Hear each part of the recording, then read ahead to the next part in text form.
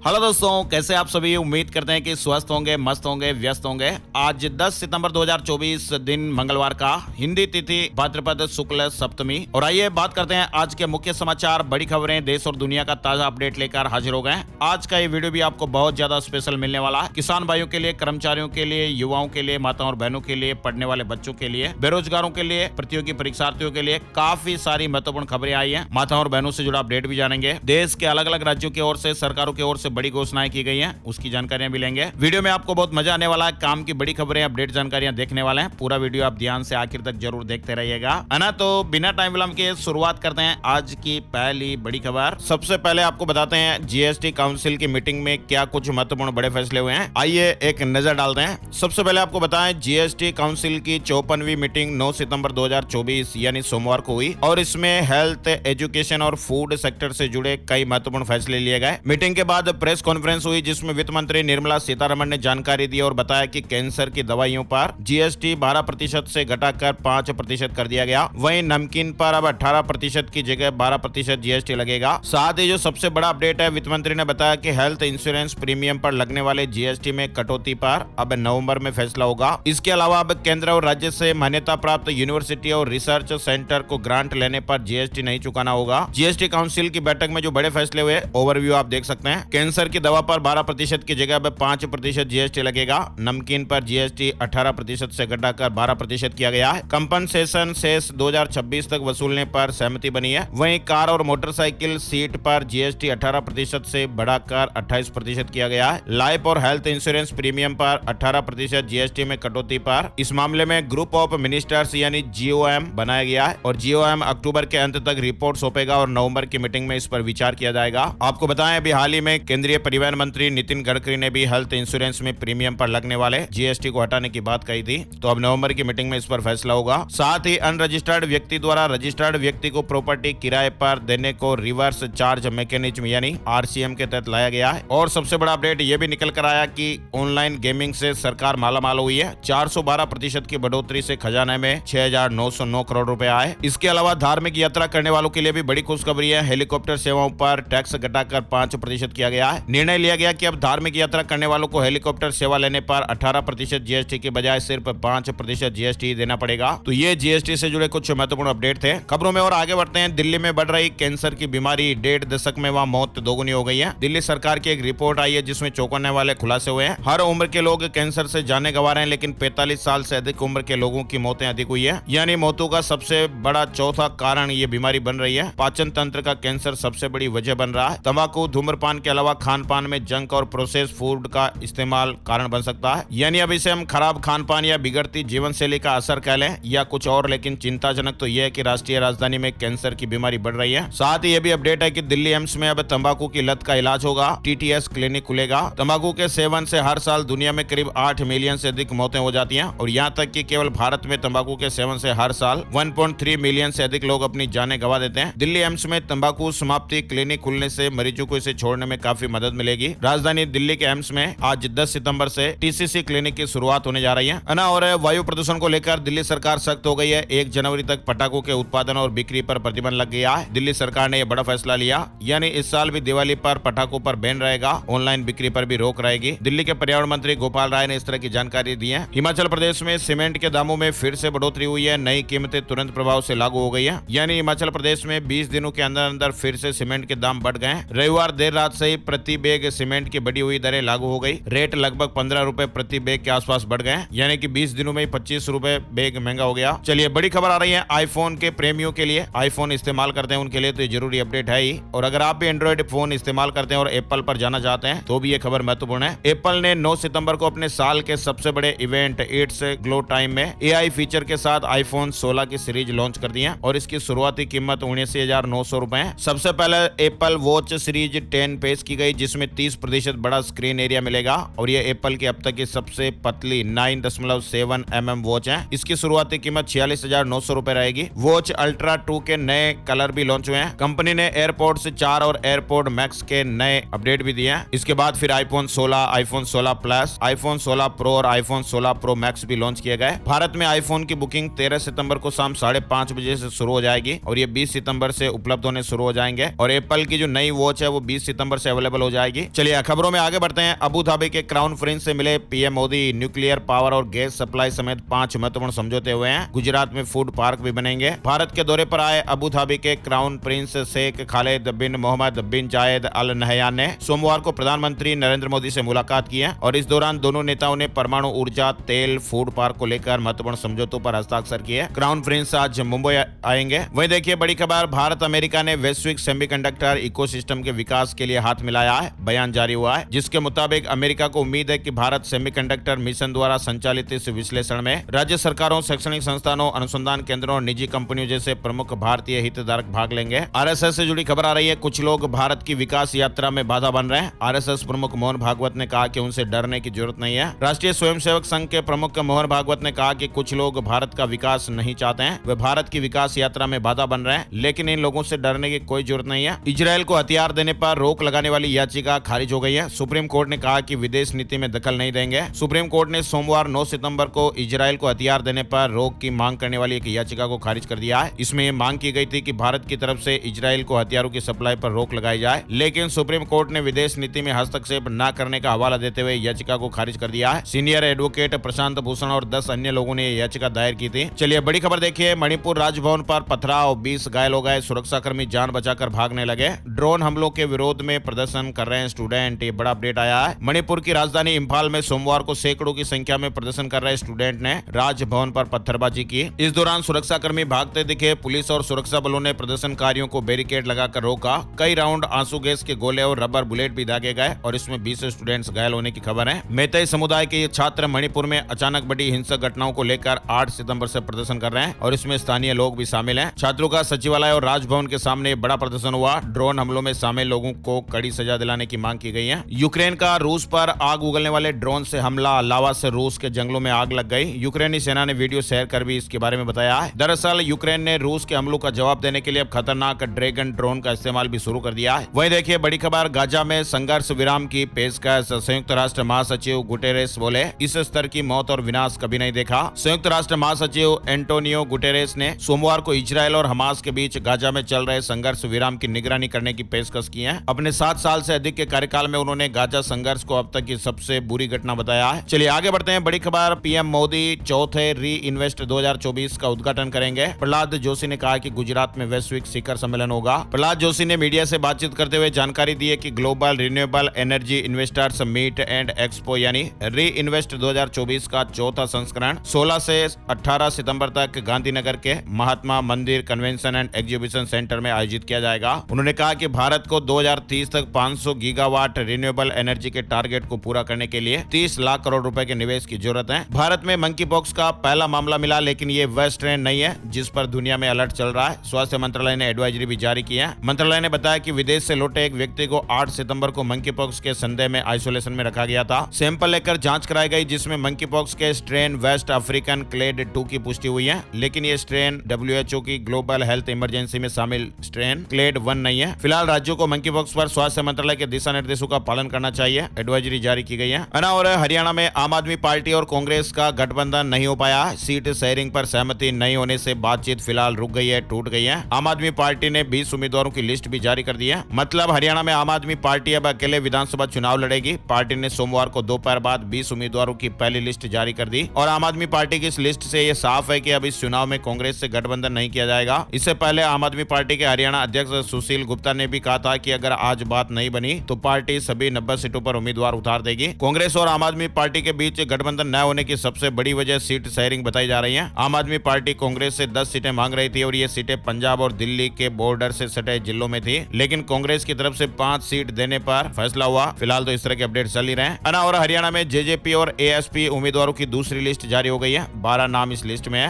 निर्दलीय लोकसभा चुनाव हारे जांगड़ा को गुरुग्राम से टिकट दिया गया। सुशील पंचकुला से लड़ेंगे। रेलवे ने विनेश और बजरंग का इस्तीफा भी मंजूर कर दिया है। कांग्रेस ज्वाइन करने से पहले जॉब छोड़ी थी। फोगाट ने कहा कि ओलंपिक में मुझे कोई मदद नहीं मिली। इधर देखिए जम्मू कश्मीर में कांग्रेस ने 19 उम्मीदवारों की तीसरी लिस्ट जारी कर दी है। चलिए बड़ी खबर आ रही है पंजाब से। श्री गुरु नानक देव जी के विवाह पर मंगलवार को गुरदासपुर में छुट्टी रहेगी। पंजाब सरकार ने ऐलान किया है। सिख धर्म के पहले गुरु श्री गुरु नानक देव जी के विवाह पर्व की तैयारियां पूरी कर ली गई है और इस बार बाबेदा ब्याह पर्व 10 सितंबर को मनाया जा रहा है। सभी गुरुद्वारों में श्री अखंड पाठ साहिब भी शुरू हो गया है। बटाला में श्री गुरु नानक देव जी के विवाह पर्व के अवसर पर पंजाब सरकार ने जिला गुरदासपुर में स्थानीय छुट्टी का ऐलान किया है। और राजस्थान में शुरू हुआ युद्ध अभ्यास 2024 भारत और अमेरिकी सेना का ये ज्वाइंट मिलिट्री ड्रिल है। युद्ध अभ्यास 2024 इसका नाम है और इसका 20वां संस्करण 9 सितंबर 2024 से राजस्थान के महाजन फील्ड फायरिंग रेंज में शुरू हो गया है और ये 22 सितंबर तक चलेगा। करंट अफेयर से जुड़ा इससे संबंधित सवाल भी बन सकता है। प्रतियोगी परीक्षार्थियों के लिए जानकारी महत्वपूर्ण रहेगी। वहीं सरकारी कर्मचारियों से जुड़ा महत्वपूर्ण अपडेट आया है। National mission for old pension scheme Bharat के राष्ट्रीय अध्यक्ष डॉक्टर मंजीत सिंह पटेल ने जानकारी दी है। 30 सितंबर तक अगर यूपीएस का गजट नहीं आता है तो नई दिल्ली के जंतर मंतर पर यूपीएस एनपीएस के विरोध में महा आंदोलन होगा। दरअसल केंद्र सरकार द्वारा एनपीएस में सुधार करके लाई गई यूनिफाइड पेंशन स्कीम यानी यूपीएस लागू करने की घोषणा से सरकारी कर्मचारी संतुष्ट नहीं है। अभी तक यूपीएस का गजट भी नहीं आया है। फिलहाल केंद्र सरकार ने यूपीएस की जो खूबियां गिनाई है वे कर्मचारियों को रास नहीं आ पा रही है। पुरानी पेंशन व्यवस्था में यदि कोई कर्मचारी स्वैच्छिक सेवानिवृत्ति लेता है तो उसकी पेंशन सेवानिवृत्ति की तिथि से ही शुरू कर दी जाती थी, लेकिन अब यूपीएस में उसे 60 वर्ष के बाद पेंशन देने की बात कर दी गई है। मतलब कोई कर्मचारी 45 साल में वीआरएस लेता तो उसे 15 साल तक पेंशन मिलने का इंतजार करना होगा। फिलहाल national mission for old pension scheme Bharat के राष्ट्रीय अध्यक्ष डॉक्टर मंजीत सिंह पटेल ने जानकारी दी और कहा कि 30 सितंबर तक अगर यूपीएस का गजट नहीं आता तो नई दिल्ली के जंतर मंतर पर यूपीएस एनपीएस के विरोध में महा आंदोलन होगा। दूसरी तरफ पुरानी पेंशन की मांग के लिए लंबे समय से आंदोलन करने वाले कर्मचारी संगठन एनएमओपीएस ने भी 26 सितंबर को देश के सभी जिला मुख्यालयों पर विरोध प्रदर्शन करने की घोषणा की है। आपको बता दें पुरानी पेंशन बहाली को लेकर विभिन्न कर्मचारी संगठन अपने अपने तरीके से विरोध जता रहे हैं। कई कर्मचारी संगठन ऐसे भी है जो यूपीएस का नोटिफिकेशन आने का इंतजार कर रहे हैं। चलिए आगे बढ़ते हैं, बड़ी खबर देखते हैं। कोलकाता मामले से जुड़े अपडेट जान लेते हैं। सुप्रीम कोर्ट ने कहा कि ड्यूटी पर तुरंत लौटे डॉक्टर। आज शाम 5 बजे तक ज्वाइन नहीं किया तो फिर राज्य सरकार कार्रवाई करे। सुप्रीम कोर्ट ने इस तरह की जानकारी दी है। कोलकाता के आरजीकर मेडिकल कॉलेज और हॉस्पिटल में 9 अगस्त को ट्रेनी डॉक्टर के साथ जो घटना हुई, इस मामले को लेकर सोमवार को सुप्रीम कोर्ट में सुनवाई हुई। सीजेआई डीवाई चंद्रचूड़, जस्टिस जेबी पारदीवाला और मनोज मिश्रा की बेंच ने 3 मुद्दों सीबीआई जांच रिपोर्ट, डॉक्टरों की हड़ताल और सीआईएसएफ जवानों की सुविधाओं पर बातचीत की सुनवाई की। सीबीआई की स्टेटस रिपोर्ट में कई बातें सामने आई। कोर्ट ने कहा कि एफआईआर में 14 घंटे की देरी हुई है, वहीं कुछ जरूरी दस्तावेज भी गायब है और ऐसे में यह मामला गड़बड़ लगता है। कोर्ट ने राज्य सरकार को मिसिंग डॉक्यूमेंट कोर्ट में पेश करने के आदेश भी दिए हैं। वहीं हड़ताल को लेकर कोर्ट ने डॉक्टरों से तुरंत काम पर लौटने को कहा है। सीजेआई ने कहा कि अगर मंगलवार शाम 5 बजे तक डॉक्टर ड्यूटी पर नहीं लौटे तो उनके खिलाफ राज्य सरकार को कार्रवाई करने से नहीं रोका जा सकता। डॉक्टरों का पैसा ही मरीजों की सेवा करना है। उधर सीआईएसएफ जवानों की सुविधाओं पर कोर्ट ने राज्य के गृह सचिव को आदेश दिया कि सभी जवानों को रहने के लिए घर मुहैया कराया जाए। ये जवान अस्पताल की सुरक्षा के लिए आए और उनको भी एक्स्ट्रा सुरक्षा उपकरण दिए जाए। अब इस मामले की अगली सुनवाई 17 सितंबर को होगी। फिलहाल जो अपडेट आया वो ये भी है कि जूनियर डॉक्टर काम ठप रखने पर अड़े हुए हैं। सुप्रीम कोर्ट के आदेश के बावजूद काम बंद रखा जाएगा।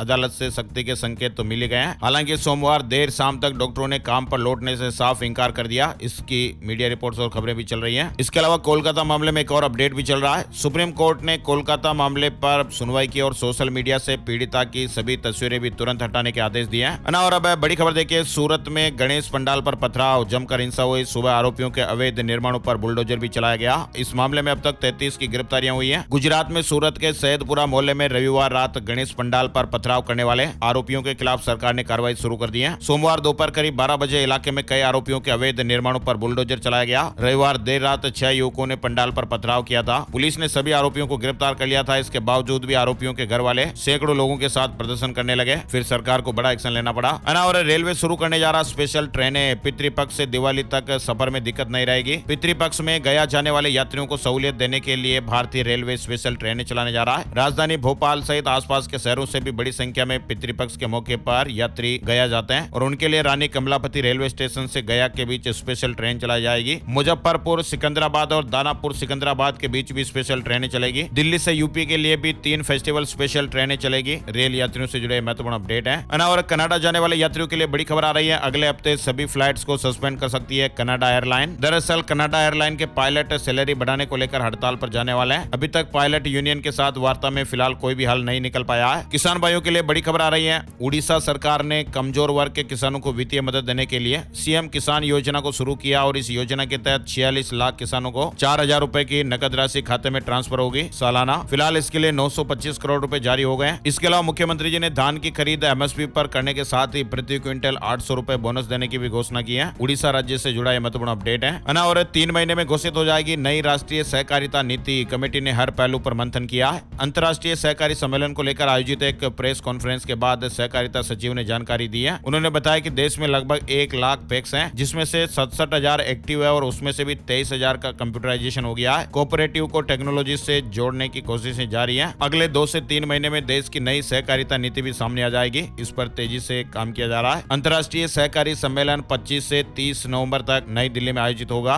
और किसानों को आधार जैसा विशिष्ट पहचान पत्र देगी सरकार। अक्टूबर से रजिस्ट्रेशन शुरू होगा। केंद्र सरकार आने वाले समय में किसानों को आधार कार्ड की तरह ही एक विशिष्ट पहचान पत्र जारी करेगी। कृषि सचिव देवेश चतुर्वेदी ने सोमवार को इसकी जानकारी दी है। दिल्ली से जुड़ी खबर है। टमाटर प्याज की बढ़ती कीमतों पर घबराने की जरूरत नहीं। मंत्री ने कहा कि दामों को नियंत्रित किया जाएगा। दिल्ली के बाजारों में प्याज सहित आवश्यक वस्तुओं की कीमतों की समीक्षा की गई है। बड़ी खबर यूपी से आ रही है। 69,000 शिक्षक भर्ती की नई मेरिट लिस्ट पर रोक। सुप्रीम कोर्ट ने इलाहाबाद हाई कोर्ट के आदेश पर रोक लगा दी है। अब 23 सितंबर को मामले की सुनवाई होगी। यूपी 69,000 सहायक अध्यापक भर्ती मामले में सोमवार को सुप्रीम कोर्ट में सुनवाई हुई। सुप्रीम कोर्ट ने 16 अगस्त को आए इलाहाबाद हाई कोर्ट के आदेश पर फिलहाल रोक लगा दी है। बेंच ने कहा कि हाई कोर्ट का आदेश फिलहाल निलंबित रहेगा। सुप्रीम कोर्ट ने राज्य सरकार और दोनों पक्षों अनुसूचित जाति व ओबीसी वर्ग के अभ्यर्थियों और कार्यरत शिक्षकों से कहा कि लिखित दलीलें पेश करें। हम इस पर फाइनल सुनवाई करेंगे। हाई कोर्ट के फैसले के अध्ययन के लिए भी समय चाहिए। अब इस मामले में अगली सुनवाई 23 सितंबर को होगी। 2 साल में ईवी की लागत हो जाएगी पेट्रोल डीजल वाहनों के बराबर। नितिन गडकरी ने यह बात कही है। केंद्रीय मंत्री ने कहा कि जल्द ही लिथियम आयन बैटरी की कीमत $100 प्रति किलोवाट घंटा हो जाएगी और 2 साल के अंदर ईवी की लागत पेट्रोल और डीजल वाहनों के बराबर होगी। और अमेरिका में राहुल गांधी ने कहा कि सब कुछ मेड इन चाइना, इसलिए भारत में रोजगार की दिक्कत। राहुल गांधी विपक्ष के नेता के तौर पर पहली बार विदेश दौरे पर हैं और रविवार को अमेरिका के टेक्सास राज्य पहुंचे। राहुल गांधी ने यहां पर 2 कार्यक्रमों में हिस्सा लिया। शेयर मार्केट न्यूज अपडेट से जुड़ी खबर है। सेंसेक्स 375 अंक चढ़कर 81,559 पर बंद हुआ। निफ्टी में 84 अंक की तेजी रही और ये 24,936 के स्तर पर बंद हुआ। झारखंड स्टाफ सिलेक्शन कमीशन ने झारखंड सचिवालय में स्टेनोग्राफर के 454 पदों पर वैकेंसी निकाली है। 5 अक्टूबर तक अप्लाई करने का मौका दिया जा रहा है। आगे बढ़ते दोस्तों, बड़ी खबर आ रही है। भारत की बेटियां फ्रांस में वेल्डिंग और प्लम्बिंग का हुनर दिखाएगी। दुनिया भर से लगभग 2.5 लाख प्रतिभागी सबसे बड़ी प्रतियोगिता में शामिल होने वाले हैं और इसे कौशल का ओलंपिक भी कह सकते हैं। इसमें भारत से 60 युवाओं का दल शामिल होने जा रहा है। भारत से वर्ल्ड स्किल इंडिया टीम का 60 सदस्यीय युवा दल 47वीं वर्ल्ड स्किल प्रतियोगिता 2024 में शिरकत करेगा और ये प्रतियोगिता आज यानी 10 से लेकर 15 सितंबर तक फ्रांस के यूरो एक्सपो लियोन में होगी। पृथ्वी की तरफ तेजी से बढ़ रहा विशालकाय एस्ट्रॉयड, नासा ने चेतावनी जारी की है। एस्ट्रॉयड को काफी लंबे समय से धरती के लिए खतरा बताया जा रहा है। अगर धरती से एस्ट्रॉयड की टक्कर होती है तो बड़ी तबाही मच सकती है। कहा जाता है कि एक बार पृथ्वी से एस्ट्रॉयड टकराया था, जिसके बाद डायनासोर खत्म हो गए थे और इसके बाद कई बार एस्ट्रॉयड के पृथ्वी से टकराने की संभावना जताई गई, लेकिन ऐसा कभी हुआ नहीं। अब अमेरिकी अंतरिक्ष एजेंसी नासा ने एक बार फिर एस्ट्रॉयड को लेकर चेतावनी जारी की है। नासा ने कहा कि करीब 720 फीट का विशालकाय एस्ट्रॉयड तेजी से पृथ्वी की तरफ बढ़ रहा है। एक मीडिया रिपोर्ट के मुताबिक ये विशालकाय एस्ट्रॉयड 15 सितंबर 2024 को पृथ्वी के बेहद ही निकट से गुजरेगा। इस एस्ट्रॉयड की रफ्तार 25,000 मील प्रति घंटे है, जो बेहद डराने वाली है। नासा की तरफ से कहा गया कि एस्ट्रॉयड 6,20,000 मील की दूरी से गुजरेगा और ये दूरी पृथ्वी और चांद की दूरी का 2.6 गुना है। ये दूरी भले ही ज्यादा है, लेकिन वैज्ञानिक इसे लेकर काफी चिंतित भी है। अंतरिक्ष एजेंसियां इस पर नजर रख रही है। इस एस्ट्रॉयड का नाम है 2024 ON। चलिए बड़ी खबर देखिए। फारूक अब्दुल्ला ने जम्मू कश्मीर में अनुच्छेद 370 को बहाल करने का संकल्प लिया। उन्होंने कहा कि भले इसमें कई साल लग जाए। नेशनल कॉन्फ्रेंस NC के अध्यक्ष फारूक अब्दुल्ला ने सोमवार को कहा कि अनुच्छेद 370 की बहाली जम्मू कश्मीर के लोगों की आवाज है और उन्होंने कहा कि पूर्ववर्ती राज्य के विशेष प्रावधान को निश्चित रूप से बहाल किया जाएगा, भले ही इसमें कई साल लग जाए। अब्दुल्ला की टिप्पणी रक्षा मंत्री राजनाथ सिंह के उस बयान के एक दिन बाद आई जिसमें उन्होंने कहा था कि जब तक बीजेपी वहां है अनुच्छेद 370 को बहाल करना असंभव है। बड़ी खबर आ रही है। 1 अक्टूबर से खुलेगा Kaziranga national park. Kaziranga national park जल्द ही टूरिस्टों के लिए खुलने वाला है और ये पार्क असम के गोलाघाट और नागावा क्षेत्र में है। ये असम का सबसे पुराना उद्यान है, जो उत्तर में ब्रह्मपुत्र नदी के किनारे और दक्षिण में कार्बी आंगलोंग पहाड़ियों के पास 430 वर्ग किलोमीटर के क्षेत्र में फैला हुआ है। लंबे मानसून अवकाश के बाद अब इस नेशनल पार्क को टूरिस्टों के लिए 1 अक्टूबर से फिर से खोला जाएगा। राष्ट्रीय खाद्य सुरक्षा योजना में KYC करवाने की अंतिम तारीख अब 31 अक्टूबर कर दी गई है। पहले यह तारीख 15 अगस्त थी, जिसे बढ़ाकर अब 31 अक्टूबर कर दिया गया है। हिमाचल प्रदेश में महंगी होगी बिजली, अब देने पड़ेंगे ज्यादा रुपए। मुख्यमंत्री सुखविंदर सिंह सुक्खू ने सोमवार को विधानसभा में मानसून सत्र के दौरान हिमाचल प्रदेश विद्युत शुल्क संशोधन विधेयक 2024 पेश कर दिया है, जिसके बाद अब विद्युत उपभोक्ताओं को झटका लगने वाला है, क्योंकि प्रदेश में बिजली बिल महंगा हो जाएगा। हालांकि जिन उपभोक्ताओं का बिजली बिल 0 होगा उन पर किसी भी तरह का कोई बोझ नहीं पड़ेगा। आम्रपाली के 12,000 होम बायर्स के लिए भी गुड न्यूज आई है। दिवाली से पहले बड़ी खुशखबरी, होली अब अपने फ्लैट में मना पाएंगे। इस तरह के अपडेट्स आ रहे हैं। नोएडा एक्सटेंशन में आम्रपाली के बन रहे 5 अधूरे प्रोजेक्ट को लेकर गुड न्यूज है। सुप्रीम कोर्ट ट्रांसपोर्ट रिसीवर को ग्रेनो अथॉरिटी से रजिस्ट्री की मंजूरी मिल गई है। पंजाब में बिजली कर्मचारियों की 3 दिवसीय हड़ताल, बिजली फॉल्ट नहीं होगा ठीक, कर्मचारी बोले। मांगों को लेकर गंभीर नहीं है सरकार। पंजाब के सरकारी अस्पतालों के डॉक्टरों के बाद अब बिजली विभाग के कर्मचारी भी सामूहिक छुट्टी पर जाने वाले हैं। सभी कर्मचारी 3 दिन के लिए हड़ताल पर रहेंगे। बिजली संगठनों का कहना है कि अगर इन मांगों पर जल्दी समाधान नहीं किया गया तो 30 सितंबर तक वर्क टू रूल लागू रहेगा। इसके अलावा सभी कर्मचारी 10, 11 और 12 सितंबर को 3 दिवसीय सामूहिक अवकाश लेंगे और काम नहीं करेंगे। कर्मचारियों की कई तरह की मांगे हैं। और उत्तराखंड में बेरोजगारों के लिए नौकरी का मौका है। 11 विभागों में समूह ग के 4400 पदों पर भर्ती शुरू होगी। 15 सितंबर को शेड्यूल जारी होगा। आरआरबी एनटीपीसी नोटिफिकेशन, 12वीं पास ग्रेजुएट्स के लिए रेलवे में भर्ती, 11,558 पदों पर 14 सितंबर से आवेदन करने का मौका मिलेगा। रेलवे भर्ती बोर्ड ने एनटीपीसी के 11,000 से अधिक पदों पर भर्ती के लिए अधिसूचना जारी कर दी है। रजिस्ट्रेशन प्रक्रिया 14 सितंबर 2024 से शुरू हो जाएगी। वहीं बिहार से जुड़ी खबर है, शिक्षकों का वेतन सत्यापन कराना अनिवार्य रहेगा, वरना सैलरी रुक सकती है। विभाग का नया आदेश आया है। बिहार में विश्वविद्यालयों एवं अंगीभूत महाविद्यालयों के शिक्षकों के लिए बड़ी खबर है। ऐसे शिक्षकों के लिए वेतन सत्यापन अनिवार्य कर दिया गया है। शिक्षा विभाग ने कहा कि जो भी शिक्षक वेतन सत्यापन नहीं कराएंगे उनके वेतन पर रोक लगा दी जाएगी। विभाग ने 15 सितंबर तक ऐसे शिक्षकों की सूची मांगी गई है जिन्होंने अभी तक वेतन सत्यापन नहीं कराया है। और यूपी से जुड़ी खबर आ रही है। SC/ST आयोग में अब 65 साल के बाद भी हो सकेंगे नामित, कैबिनेट बाई सर्कुलेशन ने मंजूरी दी है। अब शीघ्र ही प्रदेश सरकार इस संबंध में अध्यादेश जारी करेगी। मौसम और मानसून से जुड़े अपडेट जान लेते हैं। मध्य प्रदेश और राजस्थान में कई इलाकों में भारी बारिश का अलर्ट है। 10 सितंबर को 22 राज्यों में भारी बारिश का अलर्ट रहेगा। मौसम विभाग ने 10 सितंबर को तेलंगाना, कर्नाटक, केरल, आंध्र प्रदेश, झारखंड, नागालैंड, मणिपुर, मिजोरम, त्रिपुरा, असम, अरुणाचल प्रदेश, मेघालय, उड़ीसा, पश्चिम बंगाल, झारखंड, मध्य प्रदेश, छत्तीसगढ़, महाराष्ट्र, गुजरात, गोवा, राजस्थान, उत्तराखंड में कई इलाकों के लिए भारी बारिश का अलर्ट जारी किया है। दिल्ली NCR में भी तेज हवाओं के साथ झमाझम बारिश देखने को मिली। कई इलाकों में जाम लगने की स्थितियां भी देखी गई। मौसम में बदलाव के साथ ही वायरल बीमारियों का प्रकोप भी बढ़ने लगा है। खांसी, जुकाम, गला खराब होना, बुखार, उल्टी, दस्त के रोगियों की संख्या भी बढ़ रही है। ऐसे में डॉक्टरों ने लोगों को सावधानी बरतने की सलाह दी है। राजस्थान में बारिश ने 49 साल का रिकॉर्ड तोड़ दिया है। दशकों से सूखी नदियां भी बहने लगी हैं। एक्सपर्ट कह रहे हैं कि भूजल स्तर 15% बढ़ सकता है। हमारे देश में पिछले 10 से 15 साल में कई नदियां सूख चुकी हैं। सैकड़ों तालाब, कुएं और झीलें खत्म हो चुके हैं और शहर है, कई ऐसे शहर है जो डार्क जोन में है। इसी बीच राजस्थान से बड़ी खबर है। दशकों से सूखी पड़ी नदियां एक बार फिर पूरे वेग पर बह रही हैं। राजस्थान की मरुगंगा कही जाने वाली लूणी नदी में 50 साल में पहली बार ऐसा हुआ कि अजमेर से 300 किलोमीटर दूर बिलाड़ा के पीचियाक बांध तक पानी पहुंच गया। मानसून ने 49 साल की बारिश का रिकॉर्ड तोड़ा और अब तक राजस्थान में 58% ज्यादा बारिश के चलते एक्सपर्ट ये कह रहे हैं कि इस बम्पर बारिश का असर आने वाले कई सालों तक दिखेगा और इससे ग्राउंड वाटर लेवल 15% तक रिचार्ज होने की संभावना है। 43 सालों बाद प्रचंड वेग से बह रही टोंक जिले की मासी नदी, खारी नदी जिसमें 27 साल बाद पानी, खारी बांध भी लबालब हो गया। ढूंढ नदी, सूखी नदी फिर बहने लगी। 24 साल में दूसरी बार कानोता बांध छलका। अलवर जिले की बिगोता नदी में भी 13 साल बाद पानी देखने को मिला है। रेगिस्तान में बारिश का रिकॉर्ड टूटा है। मिट्टी के धोरों में झरने बहने लगे। यानी राजस्थान के रेगिस्तानी जिले जैसलमेर का नजारा भी बिल्कुल बदला हुआ है। 25 साल बाद यहाँ बारिश ने रिकॉर्ड तोड़ा। मानसून की विदाई में भी 2 से अधिक सप्ताह का समय बाकी है। वहीं देखिए 20 से ज्यादा जिलों में तेज बारिश का अलर्ट है। राजस्थान से जुड़ा अपडेट ही है। 16 सितंबर तक बारिश से फिलहाल राहत मिलने के आसार कमी है। मध्य प्रदेश मानसून अपडेट में देखिए आकाशीय बिजली गिरने से 2 छात्र झुलस गए, जान चली गई। भोपाल, इंदौर समेत 14 जिलों में बरसात, 4 दिन तेज बारिश का फिलहाल अलर्ट रहेगा। पंजाब, चंडीगढ़ में बारिश से थोड़ी राहत मिलेगी। मौसम एक बार फिर शुष्क होने लगा है। झारखंड के 9 जिलों में बारिश का अलर्ट, आकाशीय बिजली भी गिर सकती है और अगले 2 दिनों में भारी बारिश के कई इलाकों में आसार बने हुए हैं। लखनऊ में भी लगातार तीसरे दिन बरसात देखी गई। दिन में अंधेरा छा गया। कई इलाकों में जलभराव भी हुआ।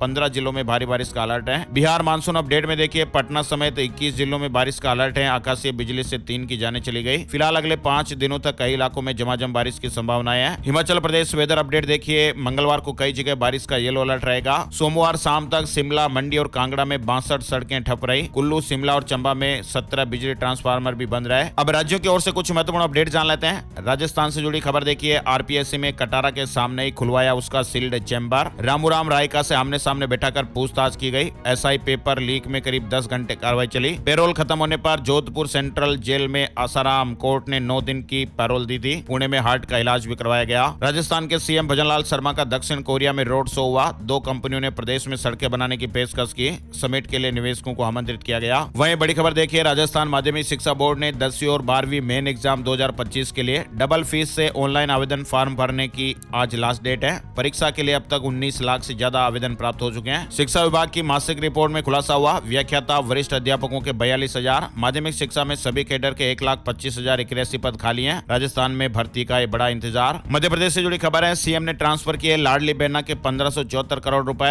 वहीं दोस्तों नूडल्स खाने वालों के लिए जरूरी अलर्ट करने वाली एक खबर है। ये तस्वीर आप देख लीजिए, जैसे ही पानी में से डाला गया ये कीड़ा चलता हुआ दिखाई दिया। इस खबर के बारे में विस्तार से जानकारी आपको देगा गूगल में आप नूडल्स लिखकर सर्च कर लीजिए या फिर लिखिए नूडल्स में कीड़े। ये ताजा खबर है जो अभी हाल ही में मध्य प्रदेश के जबलपुर से आई है। किराना की दुकान से नूडल्स खरीदा गया। इसकी पैकेजिंग डेट मई 2024 और एक्सपायरी डेट जनवरी 2025 है। नूडल्स घर लाकर पानी में डाली गई तो कीड़े तैरने लगे। फिलहाल इस बारे में कंपनी भी जानकारी जुटा रही है और आज फूड सेफ्टी ऑफिसर इसके सैंपल भी लेंगे। गूगल करके आप इसके बारे में और डिटेल ले लीजिए। और मध्य प्रदेश में 29 IAS अफसरों के तबादले हुए। राज्य प्रशासनिक सेवा के 20 अफसरों के भी ट्रांसफर हुए हैं। बिजली कंपनी के CMD को भी हटा दिया गया। मध्य प्रदेश में जिलों संभागों की सीमाएं फिर तय होंगी। परिसीमन आयोग का गठन, CM डॉक्टर मोहन यादव ने कहा विसंगतियों को दूर किया जाएगा। इंदौर में आयोजित होगा प्लास्ट पैक 2025 एग्जीबिशन। 3 दिन के एग्जीबिशन में 400 से अधिक कंपनियों के 2000 एग्जीबिटर्स शामिल होंगे। देश का सबसे बड़ा प्लास्टिक उद्योग सम्मेलन प्लास्ट पैक 2025 9 से 12 जनवरी तक इंदौर के लाभ गंगा एग्जीबिशन सेंटर में आयोजित किया जाएगा। वहीं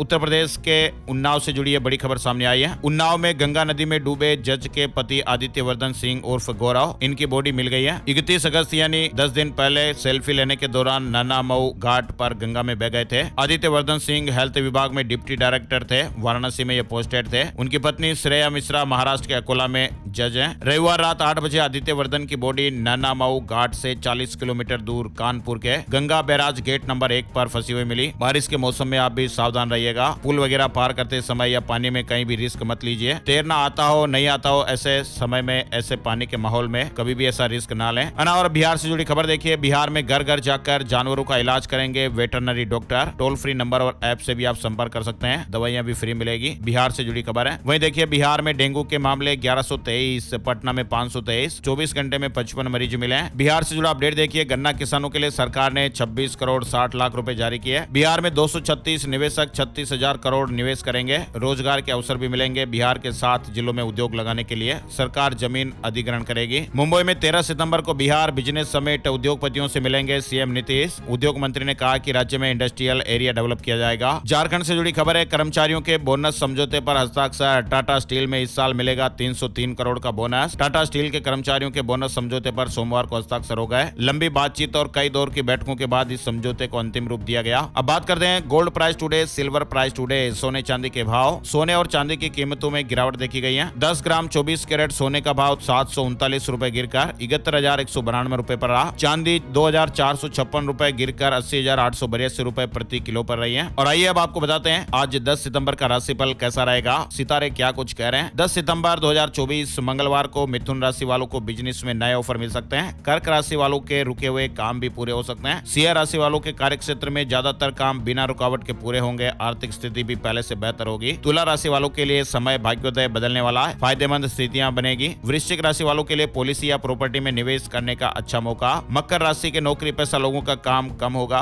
राहत मिलेगी। इसके अलावा बाकी राशियों पर सितारों का मिला जुला असर आज दिखाई देगा। तो ये थे दोस्तों आज के मुख्य समाचार, बड़ी खबरें, हेडलाइंस और सुर्खियां अपडेट। हमारी टीम की मेहनत और मोटिवेशन के लिए प्लीज इस वीडियो को आप अपने यार दोस्तों के साथ, मिलने वालों के साथ, जान पहचान वालों के साथ फेसबुक और व्हाट्सएप पर जरूर शेयर कर दीजिएगा। आपका प्यार और सपोर्ट हमारे लिए बहुत जरूरी है ना। तो प्लीज आप हमारी इस बात को समझिए और इस वीडियो को आप लाइक और शेयर जरूर कर दीजिएगा। एक और नई जानकारी और नए अपडेट में फिर मिलते हैं। तब तक के लिए जय श्री राम, जय